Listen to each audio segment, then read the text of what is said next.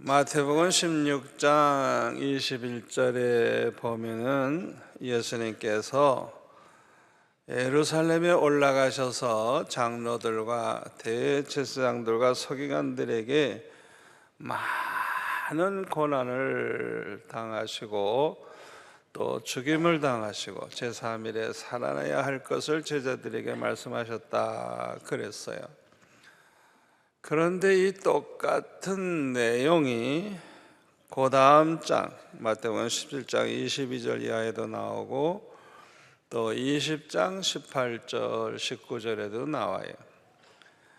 다시 말하면 예수님께서 십자가 지실 것과 부활하실 것, 이게 너무 중요하기 때문에 이렇게 미리미리 3번이나 이렇게 말씀을 해 주신 것입니다. 예수님은 말씀하신 그대로 이제 6월절이 되었을 때 예루살렘에 올라가시죠. 그리고 예수님은 붙잡히셔서 아주 많은 고난을 당하시고 십자가에 못 박혀 죽으시게 됩니다. 예수님이 말씀하시는 것이 아주 그대로 이루어진 걸 볼 수가 있죠. 우리 예수님은 참으로 신실하신 분이에요. 예수님의 그 성품이 신실하시고 또 예수님의 말씀, 예수님이 약속하신 거, 예언하신 거, 언약하신 거, 이 모든 것은 반드시 그대로 이루어집니다. 아주 신실하신 분이기 때문에 반드시 그대로 이루어지는 것입니다. 그뿐만 아니라 우리 예수님은 전지전능하신 분이기 때문에 과거, 현재, 미래와 또 시공을 초월해서 모든 걸 다 알고 계시는 분이에요. 아멘. 예수님은 과거기 때문에 잊어버리고 미래에 될 거기 때문에 모르고 또 눈에 보이는 여기만 알고 안 보이는 것은 모르고 그런 분이 아니에요. 시간과 공간을 아주 초월해서 모든 걸 다 아시는 분이에요. 그뿐만 아니라 전능하신 분이죠. 불가능한 게 없으신 분이에요. 완전하신 하나님이십니다. 그런데 예수님이 십자가에 못 박히신 것은 금요일 날이었습니다. 금요일 날 아침 9시에 십자가에 못 박히셔서 오후 3시, 6시간 만에 운명을 하셨습니다. 그래서 그 예수님의 시체를 이제 돌 무덤에 이제 장사 지내게 됐죠. 그런데 평소에 예수님이 죽으실 것만 말씀하시는 게 아니고 사흘 만에 다시 살아나신다고 말씀하셨기 때문에 혹시나 제자들이 그 시체를 아주 훔쳐가 가지고 예수님이 부활하셨다 그렇게 거짓말을 할까봐 아예 그냥 무덤 문을 그냥 큰 돌로 막아버렸어요. 그리고 누구도 거기에 손을 대지 못하도록 총독의 인을 쳐서 봉해버렸어요. 그렇게 해도 마음이 놓이지 않으니까 군인들을 보초로 세워서 아무도 그 무덤에 접근하지 못하게 했습니다. 그야말로 완벽하게 해놓은 것이죠. 이렇게 해놓는다고 하면 혹시 예수님이 다시 살아나신다고 해도 그 무덤 안에서 나올 수 없을 것이고 그대로 굶어 죽게 되지 않겠나 생각을 했을지도 모르겠어요. 그러나 우리 예수님은 죽음의 권세를 이기시고 부활하셨습니다. 무덤문을 열고 나오셨어요.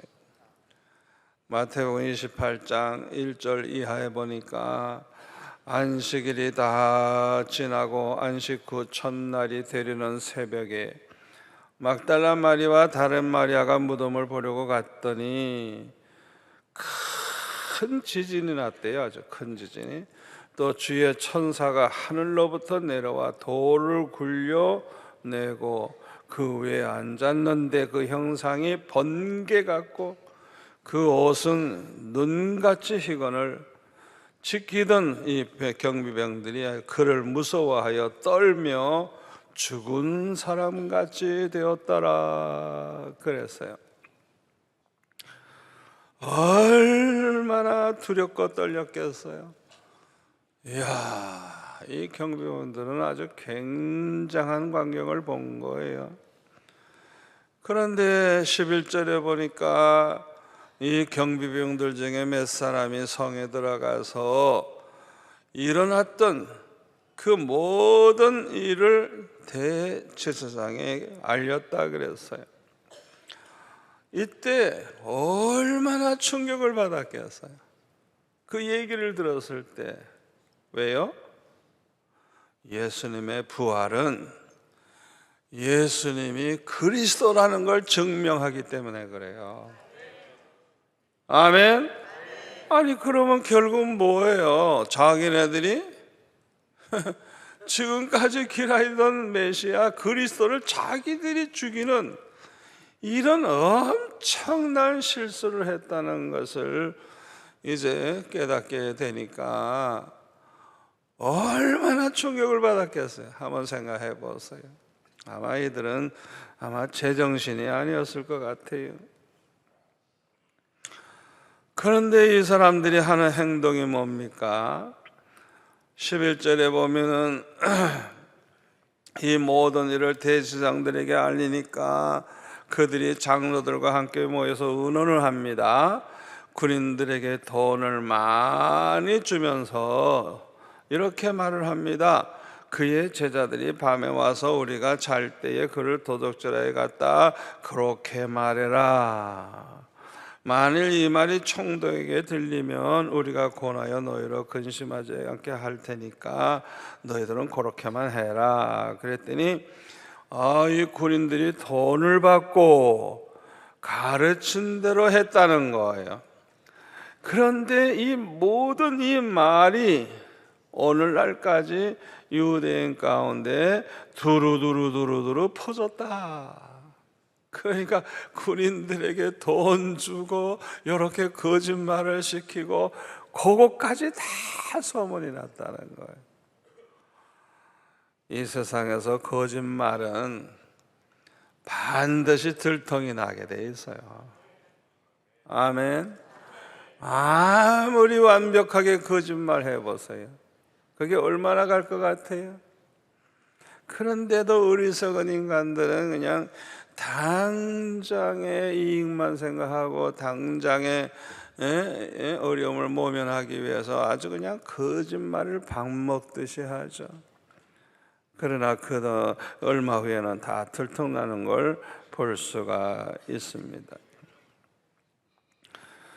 여러분, 우리 예수님이 어떤 분입니까? 요한복음 1장 1절 이하에 보면 예수님은 태초부터 하나님과 함께 계셨고 하나님이시라 그랬고 모든 걸 창조하신 분이라 그랬어요. 그런 분이 마태복음 1장 21절에 보면 그의 백성들을 그들의 죄에서 구원하기 위해서 이 세상에 오신 분입니다. 마태복음 28장 18절 말씀대로 우리 예수님은 하늘과 땅의 모든 권세를 가지신 분입니다. 절대 주권을 가지신 분입니다. 요한계시록 17장 14절 말씀대로 예수님은 만주의 주가 되시고 만왕의 왕이 되시는 분입니다. 요한복음 5장 22절에 보니까 하나님께서 심판을 다 아들에게 맡기셨다. 여러분, 모든 심판은 예수님이 하십니다. 여러분 그거 아셔야 돼요. 우리 예수님은 하늘과 땅의 모든 권세를 가지고 계시기 때문에 이 세상 악한 자들이 주름 잡고 모든 걸 주장하는 것 같지만은 다 주님의 손에 있다는 걸 믿으시기를 바랍니다. 그래서 지나간 2000년 동안에도 이 기독교를 박해하는 적그리스도의 세력들이 그냥 엄청났어도 교회가 없어진 게 아니라 그 적그리스도들이 하나같이 다 멸망했어요. 안 망한 자가 없어요. 그리고 교회는 계속 퍼져나가서 오늘날 수십억의 기독교인이 생겨난 것입니다. 요한계시록 17장 14절에 보면은 그들이 짐승들이 어린 양과 더불어 싸우려니와 어린 양은 만주의 주시요 만왕의 왕이시므로 그들을 이기실 터이요 또 그와 함께 있는 자들 그 부르심을 받고 택하심을 받은 진실한 자들도 이기리로다. 분명히 이긴다고 했습니다. 이 말씀대로 주님과 주님의 교회는 승리했습니다. 앞으로도 승리할 것입니다. 그런데 오늘 본문에 보면은 예수님께서 부활하신 후에 예수님이 제일 먼저 만나 주신 분은 베드로도 요한도 야고보도 어느 제자도 아니에요. 부활하신 주님이 제일 먼저 만나준 사람은 막달라 마리아예요.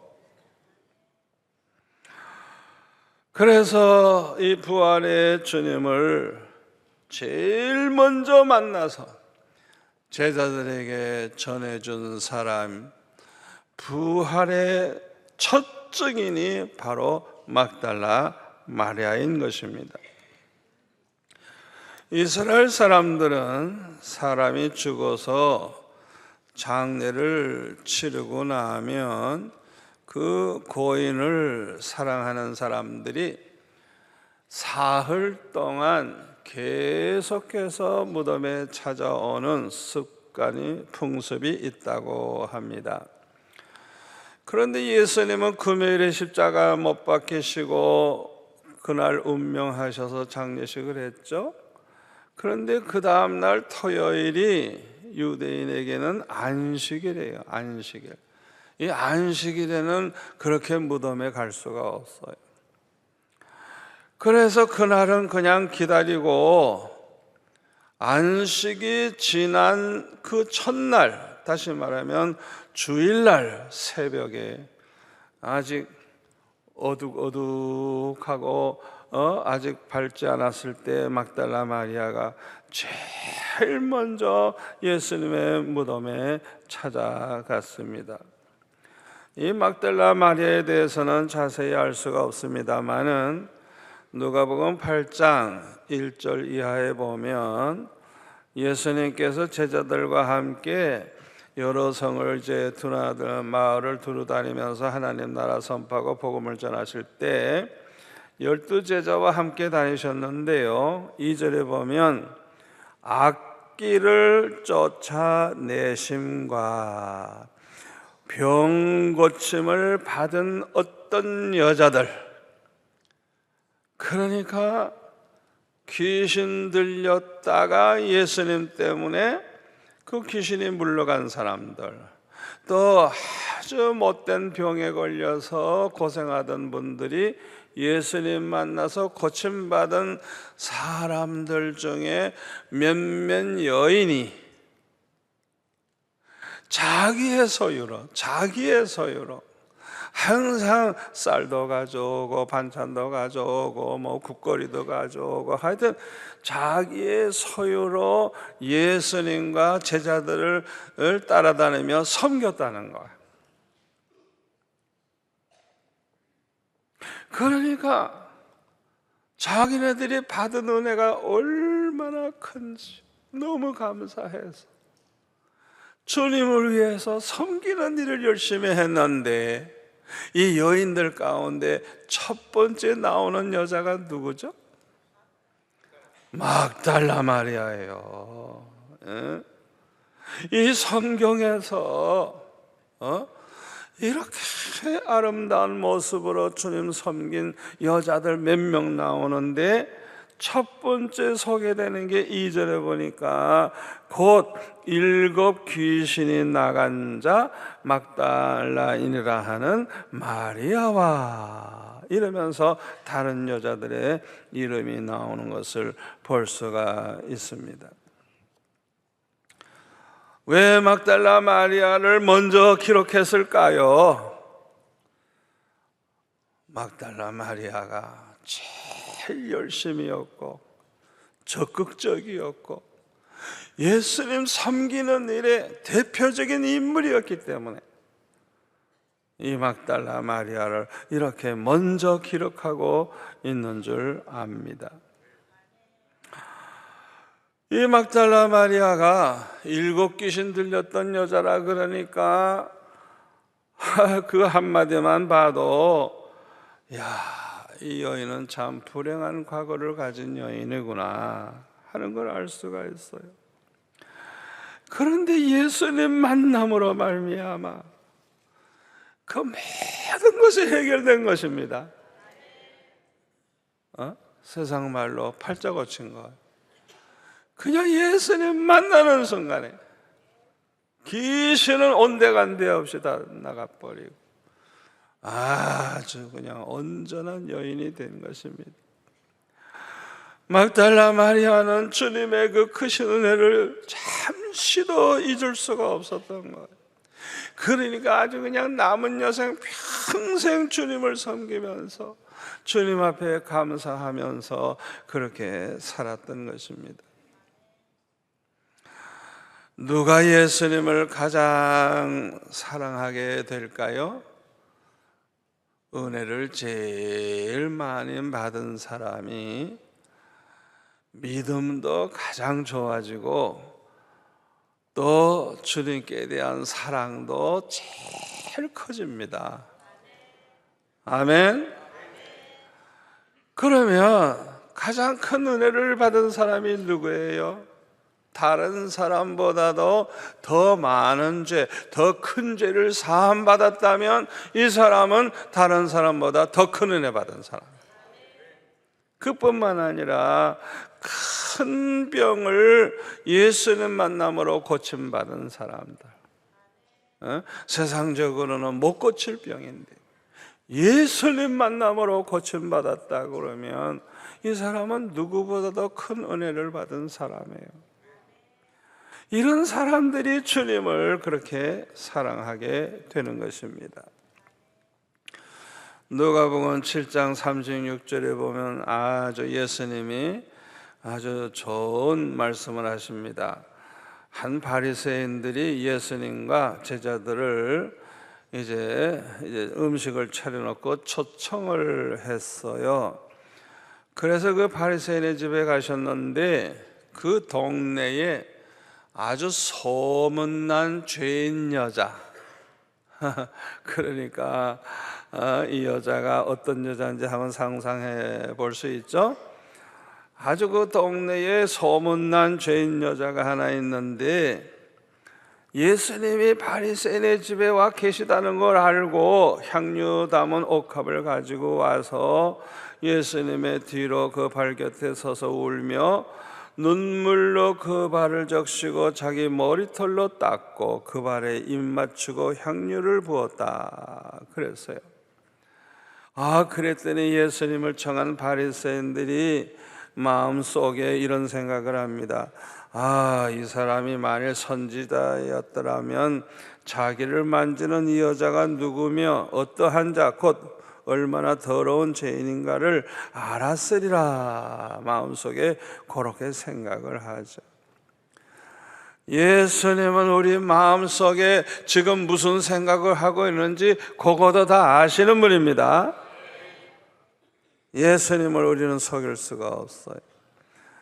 그래서 예수님은 시몬에게 말씀하십니다. 시몬아, 내가 네게 이를 말이 있다 하시니까 선생님 말씀하셔서 빚주는 사람에게 빚진 자가 둘이 있는데 하나는 500데나리온 빚을 졌고 하나는 50데나리온 빚을 졌는데 갚을 것이 없으므로 둘 다 탕감해 줬다고 하면 이 두 사람 중에 누가 더 주님을 사랑하겠느냐 이게. 많은 돈을 탕감받은 사람이 더 사랑하지 않겠어요? 아멘. 그렇게 대답을 하니까 네 말이 옳도다 말씀을 하셨어요. 이와 같이 죄가 많은 사람일수록 죄사함을 받았다면 더 이 사람은 큰 은혜를 받은 사람이에요. 로마서 5장 20절에 보면은 죄가 더한 곳에 은혜가 더욱 넘쳤다 그랬어요. 죄가 더한 곳에 은혜가 더 넘쳤대요. 그게 무슨 소리인 줄 알아요? 똑같이 다 죄사함을 받았다면 죄가 더 많은 사람이 큰 은혜 받은 거예요? 작은 죄 지은 사람이 더 큰 은혜 받은 거예요?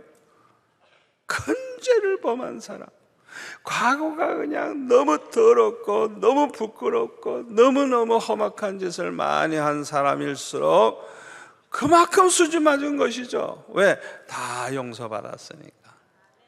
그러니까 죄가 많은 곳에, 죄가 더한 곳에 은혜가 더욱 넘쳤다고 그렇게 말씀을 하고 있는 것입니다. 그런데 44절에 보니까 그 여자를 돌아보시며 또 시몬에게 말씀하십니다. 이 여자를 보느냐? 내가 네 집에 들어올 때 너는 내게 발 씻을 물도 주지 아니하였으되 이 여자는 눈물로 내 발을 적시고 그 머리털로 닦았으며 너는 내게 입 맞추지 아니하였으되 그는 내가 들어올 때부터 내 발에 입 맞추기를 끝이지 아니하였으며 너는 내 머리에 감람유도 붓지 아니하였으되 그는 향유를 내 발에 부었느니라. 이러므로 내가 내게 말하노니 이 많은 죄가 사하여졌다. 이는 그의 사랑함이 많음이라. 사함을 받은 일이 적은 자는 적게 사랑하느니라. 이 여자에게 이르되 네 죄 사함을 받았느니라 하시니 함께 앉아 있는 자들이 속으로 말하되 이가 누구에게 죄도 사하는가 하더라. 예수께서 여자에게 이르시되 내 믿음이 너를 구원하였으니 평안히 가라 하시니라. 47절에 보면 사함을 받은 일이 적은 자는 적게 사랑한다 그랬어요. 이걸 바꿔서 말하면 사함 받은 일이 많은 사람일수록 크게 사랑한다는 뜻이 아니겠어요? 아멘. 그러니까 이 여인은 글쎄요, 혹시 돌에 맞아 죽을 뻔한 그 가늠하다 붙잡힌 여인이 아닐까 그런 생각도 들고요. 또 사마리아 수가성 여인, 과거에 남편이 5이나 있었고 지금 살고 있는 남자도 제 남편이 아닌 이런 여자, 이와 같은 종류의 여자가 아니었을까. 아주 그 동네 소문난 죄인이니까. 그런데 이 여인이 누구보다도 주님을 사랑해서 그렇게 주님을 위해서 눈물로 발을 씻고 머리털로 닦고 입을 맞추고 그 다음에 향유를 붓고, 이 향유값이 1년 노동해야 살 수 있는 향유값이에요. 그러니까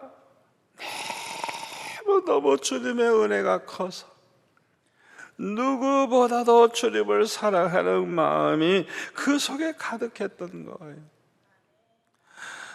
믿음은 무엇으로 나타난다고 해서요? 믿음이 있다는 걸 뭘로 안다고요?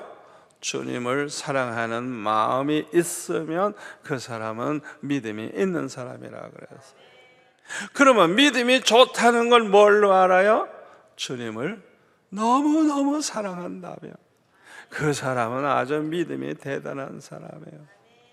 그러니까 주님을 이렇게 사랑하는 이 여인을 향하여 50절에 보니까 내 믿음이 너를 구원하였으니 평안히 가라.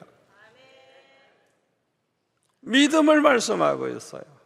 이 여인이 주님을 사랑하는 그걸 보시고 내 믿음이 너를 구원하였다. 아멘. 그런데 그 앞에 38절에 보면 이 여인이 예수님의 곁에 와서 그렇게 눈물을 흘리면서 울었다 그러는데 이 눈물이 무슨 눈물일까요? 첫째로는 진실한 회개의 눈물이었을 거예요. 정말 자기의 과거를 철저하게 회개하는 그 마음이 아주 가득한 자의 눈물. 두 번째는 감사의 눈물이었을 거예요. 자기의 모든 죄를 사하여 주신 그 주님의 은혜에 대한 감사. 세 번째로는 주님을 사랑하는 눈물이었을 것입니다. 오늘날 우리에게는 이런 눈물이 없는 것이 문제입니다. 이런 눈물이 너무나 메말라 있는 것입니다. 이 여인은 눈물이 있었어요. 그 눈물로 예수님의 발을 씻을 정도였으니까 이 눈물이 많았어요. 그리고 그 머리털로 닦았어요. 그 발에 입을 맞췄어요. 향유를 부었어요. 이것은 예수님을 아주 최고로 높이는 존경의 표시입니다. 그리고 자기 자신을 아주 낮출 수 있는 대로 낮추는 겸손의 표시라고 그렇게 생각할 수 있습니다. 그리고 예수님에 대한 최대한의 사랑의 표시였다고 생각할 수가 있습니다. 이것을 본 그 바리새인, 예수님을 초청한 바리새인은 마음속에 어떻게 생각했다고요?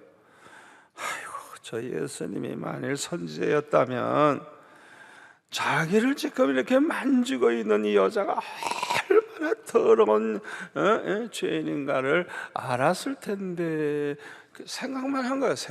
마음속에 생각만 한 거예요. 제가 이 바리새인과 같은 짓을 제가 많이 했어요.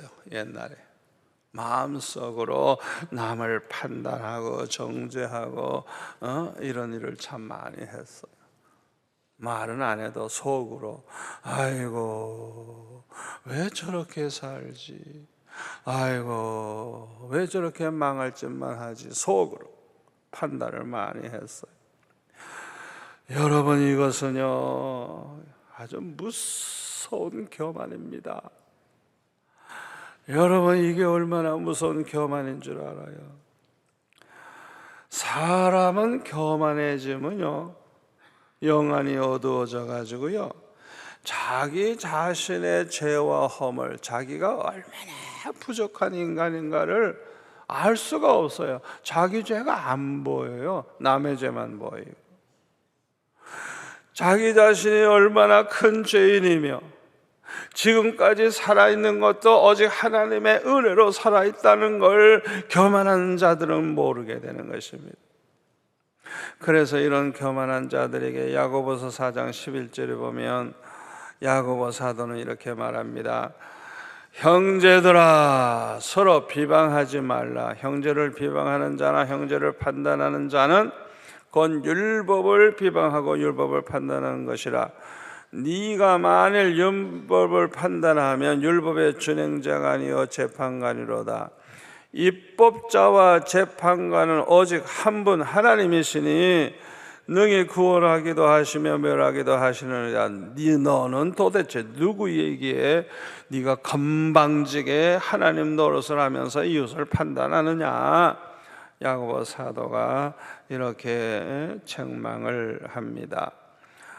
이 말씀은 얼마나 중요한 말씀인지 몰라요.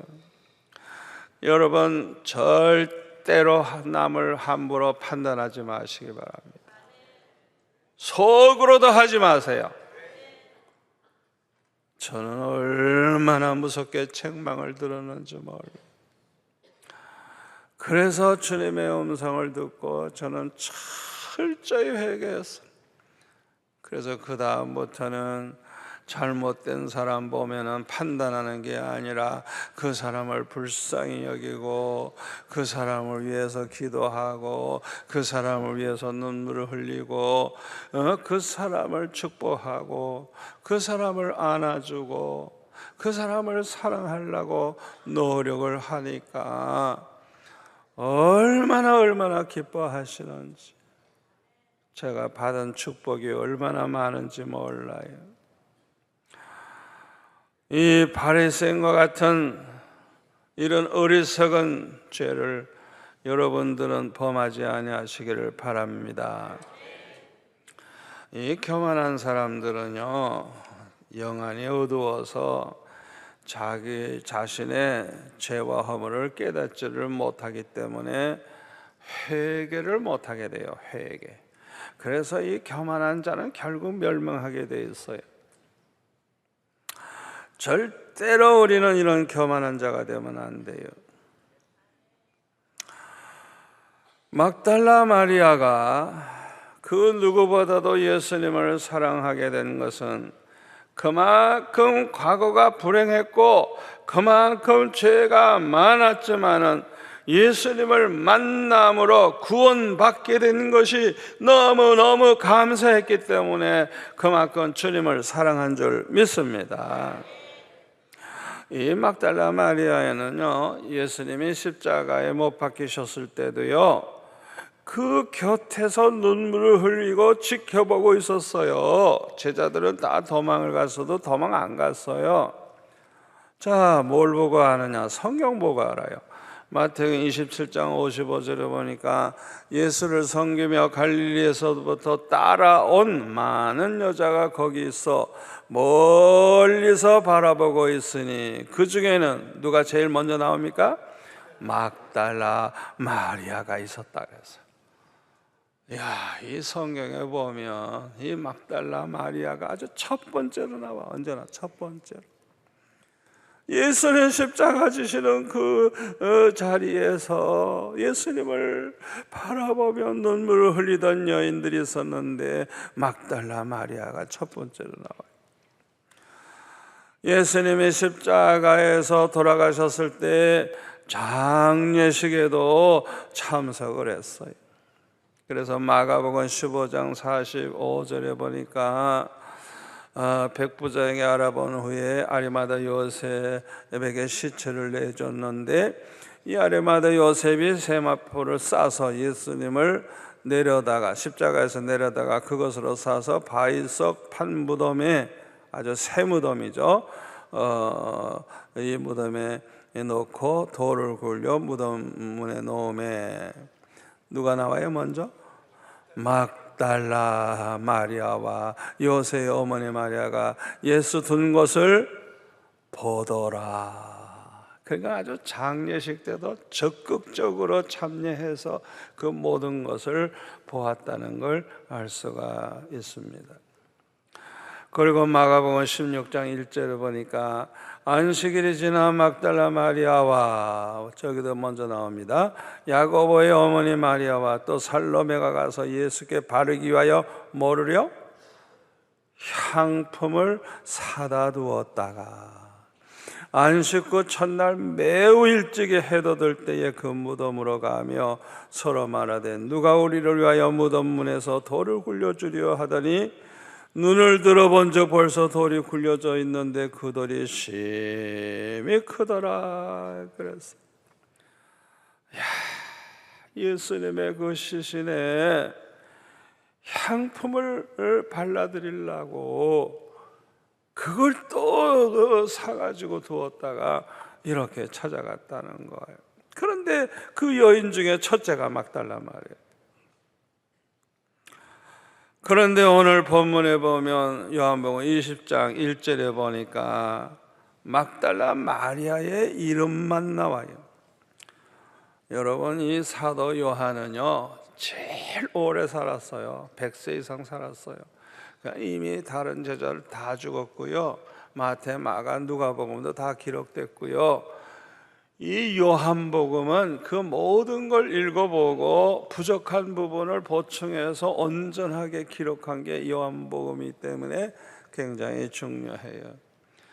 그런데 이 막달라 마리아라고 하는 여인이 얼마나 중요한지 몰라요. 그래서 이 요한은 아예 기록할 때 20장 1절부터 보면은 다른 여자 이름 아예 쓰지도 않고 막달라 이름만 기록하고 있는 거예요. 이 막달라 마리아는 무덤 문이 열려 있는 것을 보고 시몬 베드로와 예수님께서 그 사랑하시던 다른 제자, 요거는 사도 요한 자기 자신이 지금 기록하기 때문에 자기 이름을 밝히지 않고 예수님이 사랑하시던 제자라고 이렇게 기록을 하고 있어요. 그러니까 베드로와 요한에게 달려가서 지금 무덤 돌문이 옮겨져 있다는 걸 알려주죠. 그래서 사람들이 주님을 무덤에서 가져다가 어디에 두는지 우리가 알지 못한다고 말을 하니까 3절에 보니까 베드로와 그 다른 제자, 이거 사도 요한을 가리키는 거예요. 나가서 무덤으로 갈새 둘이 같이 다름질하더니 막 뛰어갔어요. 그런데 다른 제자가 베드로보다 더 빨리 달려갔대요. 그러니까 요한이 젊어서 그래요. 베드로는 더 늙어서 좀 뛰는 게 좀 늦었던 것 같아요. 그러니까 요한이 그냥 먼저 간 거예요. 먼저 가가지고 5절에 구부려 세마포 놓인 것을 보았으나 뭐라고요? 들어가지는 아니해서. 이 요한이 좀 적극성이 없어요. 웬만하면 들어가서 다 이렇게 확인을 해봐야 되는데 아주 좀 소극적인 것 같아요. 들어가지는 않았어요. 근데 뒤 따라온 시몬 베드로가 따라와서 이 베드로는 아예 들어가 봅니다. 요한보다 아주 적극적이죠. 그래서 세마포가 놓였고 또 머리에 쌌던 수건은 세마포와 함께 놓이지 않고 다른 곳에 쌌던 대로 놓여 있더라. 그때에야 무덤에 먼저 갔던 그 다른 제자, 사도 요한이죠, 이제서야 들어가 보고 믿더라. 그들은 성경에 그가 죽은 자 가운데서 다시 살아나야 하리라 하신 주님의 그 말씀을 아직 생각을 못하고 있어요. 자, 10절에 이 두 제자가 어떻게 해요? 집으로 돌아가요. 그런데 11절에 보면은 막달라 마리아는 어떻게 해요? 안 돌아가요. 무덤 밖에 서서 울고 있었다 그랬어요. 그러니까 이 막달라 마리아는 주님을 너무 사랑하기 때문에 집에 갈 마음도 없어요. 아마 이 무덤을 계속 지키고 싶었을지 모르겠어요. 그러다가 무슨 생각을 했는지 울면서 머리를 구부려 가지고 무덤 안에 들어가 봤어요. 12절에 보세요. 그랬더니 어이구, 언제 왔는지 흰 옷 입은 두 천사가 예수님의 시체 뉘었던 곳에 하나는 머리편에 하나는 발편에 두 천사가 앉아있는 걸 보게 된 거예요. 이야, 참 이 제자들이 먼저 돌아간 거 후회 많이 했을 것 같아요. 이 천사들이 여자여 어찌하여 우느냐, 그때에 대답합니다. 사람들이 내 주님을 옮겨다가 어디에 두는지 내가 알지 못함이니이다. 이 말을 하고 뒤로 돌이켜 예수님이 바로 그 뒤에 서 계셨는데 그걸 보았으나 예수님일 줄 알지 못했다 그랬어요. 왜 그랬을까요? 이 막달라 마리아는 지금 계속 울고 있어요. 울고 있어요. 이렇게 사람을 쳐다볼 여유가 없었어요. 그러니까 예수님이 와 계셨는데도 모르고 있었어요.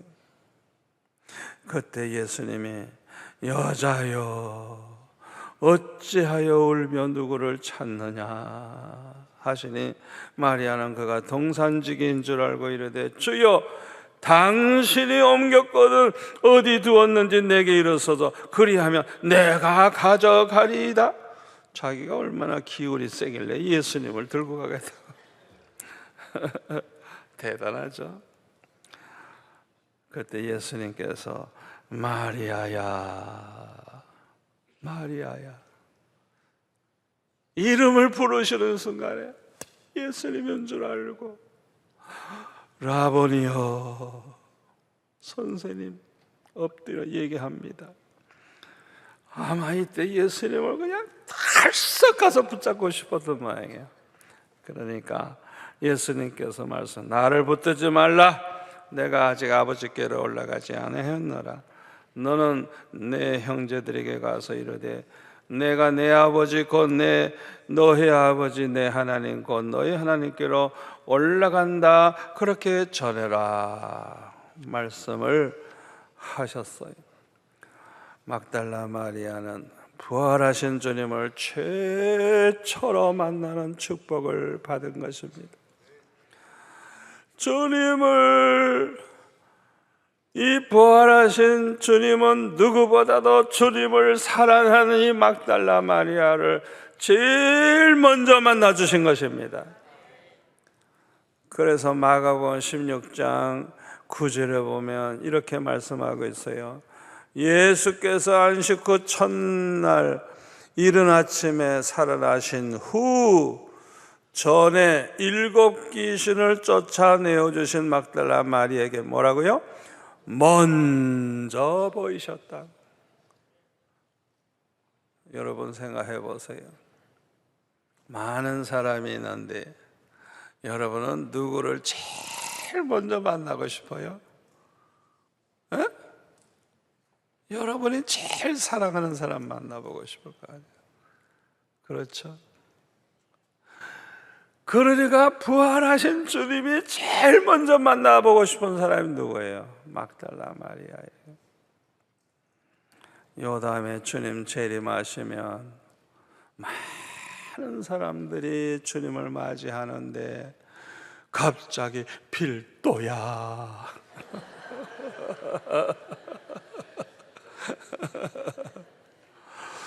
한번 상상해 보세요. 그때 그 기쁨이 얼마나 클까요?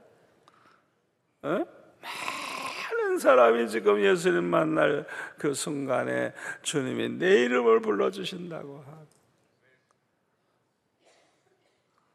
주님을 사랑하시기 바랍니다. 우리도 그렇잖아요. 제일 사랑하는 사람 먼저 보고 싶어 하잖아요. 아멘. 아멘. 주님을 가장 사랑한 이 막달라 마리아를 주님은 부활하신 후에 제일 먼저 만나주셨어요. 그 이름을 부르셨어요. 누가 가장 주님을 사랑하게 될까요? 주님의 은혜를 가장 크게 받은 사람일 것입니다. 주님의 그 십자가의 사랑, 주님이 베풀어 주신 그 은혜가 얼마나 크다는 알고 감사하며 주님을 사랑하고 충성하는 그 사람들이 결국에는 주님을 먼저 만나게 될 것입니다. 18절에 보면 막달라 마리아는 부활의 주님을 만난 것을 제자들에게 알렸어요. 이 막달라 마리아는 예수님 부활의 첫 번째 증인이 된 것입니다. 오늘날 우리에게 문제가 있다면 무엇이 문제일까요? 주님께 대한 사랑이 너무 없다는 게 문제예요. 여러분, 우리의 믿음은 주님께 대한 사랑으로 정비례해서 나타난다고 했어요. 우리가 주님 사랑하는 마음이 없다고 하면 믿음이 없다고 하는 걸 증거하는 거예요. 누가복음 11장 42절을 보면 바리새인들이 11절을 그냥 작은 것까지 철저히 했지만은 주님께 대한, 하나님께 대한 사랑은 버렸다 그랬어요. 또 이 말씀이 마태복음 23장 23절에 보면 맨 끝에 믿음을 버렸다 그랬어요. 믿음을 버렸다. 사랑을 버린 사람은 믿음을 버린 사람이에요. 우리의 믿음은 사랑으로 나타나는 거예요. 그러니까 이 바리새인들은 하나님 사랑하는 마음이 없어요. 이거는 곧 믿음이 없다는 걸 말하는 거예요. 이것은 구원받지 못한 마귀의 자녀라는 걸 증거하는 거예요. 그래서 예수님이 이 독사의 새끼들아, 그냥 이 독사의 새끼들아 정말 마귀 새끼라는 거예요. 우리의 믿음은 주님을 얼마나 사랑하느냐, 그걸 보면 우리의 믿음의 분량을 알 수가 있어요. 주님을 사랑하는 사람들은 주님을 사랑하는 증거가 나타나는데, 첫째가 주님의 계명을 자원해서 기쁨으로 지키려고 합니다. 요한복음 14장 21절, 나의 계명을 지키는 자라야 나를 사랑하는 자니 나를 사랑하는 자는 내 아버지께 사랑을 받을 것이요 나도 그를 사랑하여 그에게 나를 나타내리라. 23절, 사람이 나를 사랑하면 내 말을 지키리니 내 아버지께서 그를 사랑하실 것이요 우리가 그에게 가서 거처를 그와 함께 하리라. 정말 주님을 사랑한다는 증거가 무엇으로 나타난다고요? 주님의 계명을 지키는 걸 보면 알 수 있다는 거예요. 요한복음 3장 36절에 보면 아들을 믿는 자에게는 영생이 있고 아들에게 순종하지 아니하는 자는 영생을 보지 못하고 도리어 하나님의 진노가 그에 머물러 있느니라 그랬어요. 예수님에게 순종하지 않는다는 것은 무엇을 증거해 줍니까? 예수님을 사랑하지 않는다는 걸 증거해 주는 거예요. 예수님을 믿지 않고 있다는 걸 증거해 주는 거예요. 그러니까 영생을 얻지 못하죠. 그리고 하나님의 심판만 기다리게 되죠. 하나님의 진노가 그 머리 위에 있는 거예요. 말로만, 마음으로만 사랑한다, 그러면 안 돼요. 사랑을 행동으로 보여줘야 돼요. 두 번째로 주님을 사랑하는 걸 무엇으로 보여줄 수 있죠? 주님의 뜻을 따라 살아감으로 주님께 대한 사랑을 보여줄 수가 있어요. 왜 많은 사람들은 주님의 뜻대로 살려고 하지 않습니까? 주님을 사랑하지 않기 때문에 그래요. 믿음이 없기 때문에 그래요. 그래서 마태복음 7장 21절에 보면 주여 주여 하는 자마다 다 천국에 들어갈 것이 아니고 하늘에 계신 너희 아버지 뜻대로 행하는 자라야 들어간다. 아멘. 이해가 됩니까? 세 번째로 주님을 사랑하는 사람은 주님을 위해서 살고자 하는 마음으로 주님을 위한 꿈을 가지고 주님을 위한 소원을 가지고 주님을 위한 목표를 정해놓고 삽니다. 주님을 사랑하는 사람들은 주님과 복음을 위해서 살다가 고난받게 되면 그것을 아주 영광으로 생각하고 기뻐합니다. 이제 결론의 말씀을 드립니다. 아무쪼록 저와 여러분은 부활의 주님을 만나는 복을 받으시길 바랍니다. 부활의 주님은 누구보다도 주님을 사랑하는 막달라 마리아를 제일 먼저 만나 주셨어요. 여러분들이 정말 주님을 사랑한다고 하면 반드시 부활의 주님을 만나는 체험을 하게 될 것입니다. 두 번째로 부활하신 주님을 증거하는 자가 되시기를 바랍니다. 막달라 마리아는 최초의 부활의 증인이 되었어요.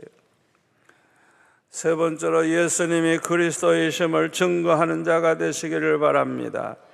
마가복음 16장 15절에 보면 너희는 온 천하에 다니면서 만민에게 복음을 전파하라 그랬어요. 이 복음이 뭐냐?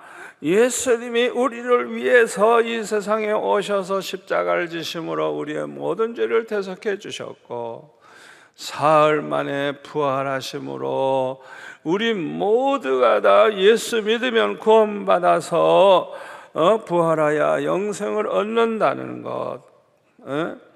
그러니까 예수님이 참으로 그리스도라는 것이 복음의 핵심입니다. 그래서 사도행전 5장 42절에 보면 사도들은 복음을 전하다가 매를 맞으면서도 그들은 날마다 성전에 있든지 집에 있든지 예수님은 그리스도라고 가르치기와 전도하기를 그치지 아니했다 그랬어요. 저와 여러분도 항상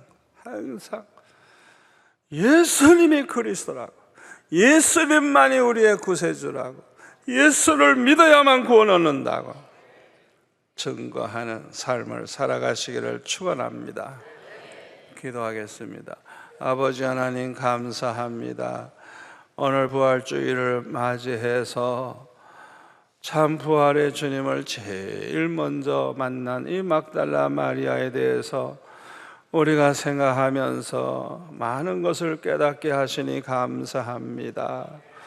우리도 주님 사랑하기를 원합니다.